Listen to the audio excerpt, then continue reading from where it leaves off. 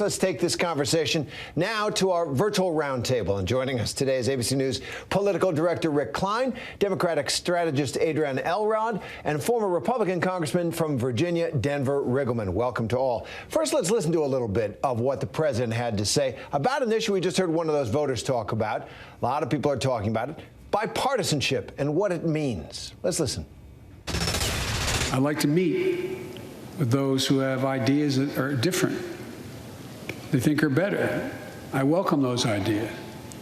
But the rest of the world is not waiting for us. I just want to be clear.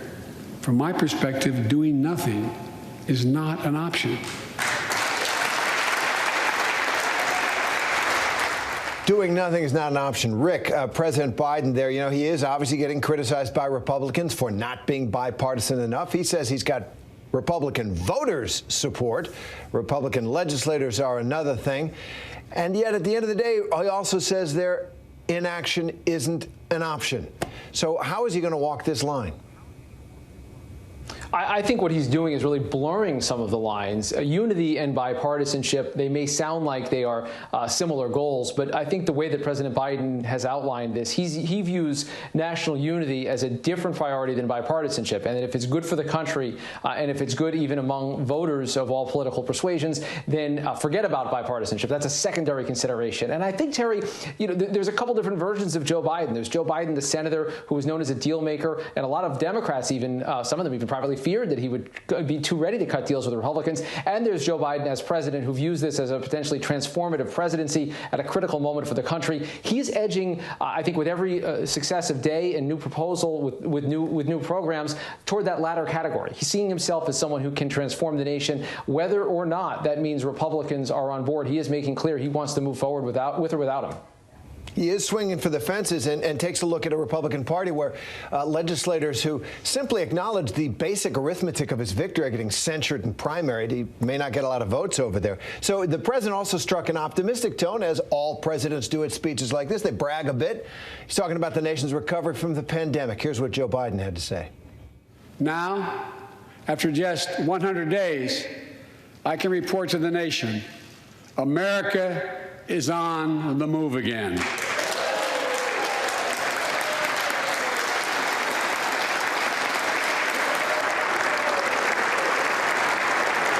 Turning peril into possibility, crisis to opportunity, setbacks into strength.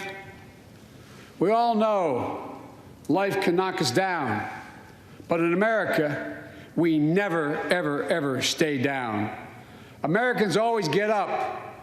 Today, that's what we're doing.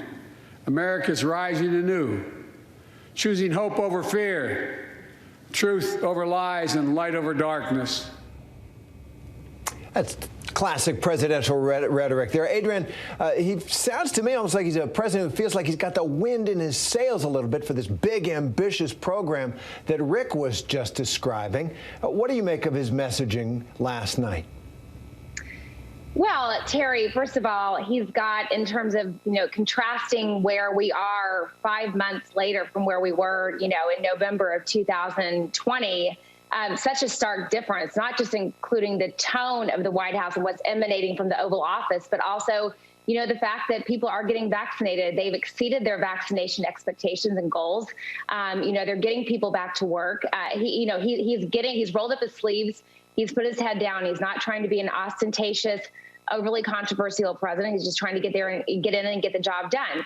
So I think that's what you saw in that situation. But I want to go back to something about bipartisanship, because I think this is something you're going to see coming from this White House going forward. We've already seen a little bit where this White House has said, listen, just because we can't get the Republican votes in Congress, because the Republicans so far, for the most part, have been in lockstep with their party, this doesn't mean that this legislation, not just this, the plans that he talked about last night, and not just the American family plans, but the legislation that he's put forward, from H.R. 1 to the stimulus bill, a majority of the American people, including Republicans, support this legislation. So part of what this White House is saying is we do have bipartisan support. It may not be in the form of members of Congress voting for this and, defying, I guess, their party's leadership to vote for this. but we do have it nationally. We've got broad support from Democrats, Republicans, and independents.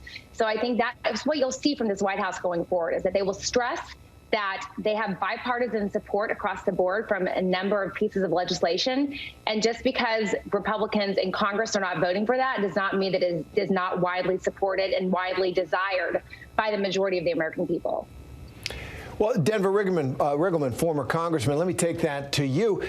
Polls do show that free pre-K is hugely supported in the country, as is paid family and medical leave, as is lowering prescription drug prices, as is having higher taxes on the rich and corporations to pay for it. Does that make sense to you as a way of addressing the bipartisanship question, given that it seems like a pretty solid wall of Republicans unwilling to come along with anything Joe Biden is proposing at this point? Yeah, and first of all, I think having a non-ostentatious president right now is a huge sigh of relief for me. I just want everybody to know that. I'm okay with non-ostentatious, but I've seen polls change really, really fast, and I've been in Congress. And I think when you look at things, not the stimulus bill, I think you do have some backing, especially with people like me. I'm a rural broadband hawk. When you look at the overall spending and some of it outside of infrastructure, I start to get a little bit nervous about how much money we're spending. And there's some other things that are sort of dead on arrival that he mentioned in the speech, because I went back and read the transcript. Number one is the PRO Act. I think that might be the worst bill in Congress. And that's something that I think that won't see the light of day in the Senate. I don't think it's going to get through. I don't think H.R. 1 is going to get through either on the Senate side unless there's some significant changes to that. However, I think when you're talking about rural broadband, pre-K, things like that, I think you're going to have general consensus that those things are important. But watching some of the news broadcasts today and doing some of the reading that I'm doing today and seeing things, here's the issue. Who pays for all of this? And who pays for instance, paid family leave? You know, I own businesses. The tax structure is always, that is a trickle down because we end up paying for it at our level, and we have to pass that on if prices go up. And what scares me is the amount of money. We're looking at $6 trillion in total deficit or debt spending going forward. It worries me that the recovery will be muted because of this type of ridiculous spending that we're seeing on the backside. And I think there's going to have to be some kind of compromise on that infrastructure bill. And I'm going to submit it's going to be somewhere around 1.1 trillion. It's not going to be 600 billion. It's not going to be 1.9 trillion. My guess is, and I'm calling it here, it's going to be between 1 and 1.2 trillion, and that's what you're going to see get to the Senate. All right, we'll check back on you if we get a bill on that. Rick, Denver Riggleman has a point here. The polls show that President Biden has one of the lowest approval ratings of any president at this point in history. Donald Trump had a lower one. Gerald Ford had a lower one. But Joe Biden is not popular, yet he is swinging for the fences. He just has this incredibly expensive and ambitious program to transform the country. How do you square that circle? Can he? Well, and the other limiting factor is the margins in Congress. A 50-50 Senate and something like a 2 or 3 vote margin in the House of Representatives. That isn't much wiggle room, if at all. And we talk about Republican support. Adrian knows this, and Congressman Riggleman knows this. Right now, Joe Biden doesn't have unified Democratic support. Otherwise, you have other machinations that would be possible to try to get the program. The reason that negotiations, the window is open, is that Joe Biden needs Republicans to at least get the Democrats united. He doesn't have that right now. And I do think it's fascinating. It appears that the president is setting up a situation where there are things he's not going to do, and he kind of has to know that at this point. His approval rating may be stronger than another president might be able to get at this time. It's possible that no one's going to get back in the 60s or 70s in the current polarized climate. But does he have quite the political pull that he's acting like he has? I think that's a huge test, and certainly moderate Democrats and Republicans aren't acting like it at the moment. Well, he certainly has that ambition, and we'll see how it goes. This conversation will continue. I know Rick Klein, Adrian Elrod, and Denver Riggleman. Thanks so much for being with us.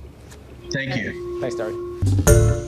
Hi, everyone. George Stephanopoulos here. Thanks for checking out the ABC News YouTube channel. If you'd like to get more videos, show highlights, and watch live event coverage, click on the right over here to subscribe to our channel. And don't forget to download the ABC News app for breaking news alerts. Thanks for watching.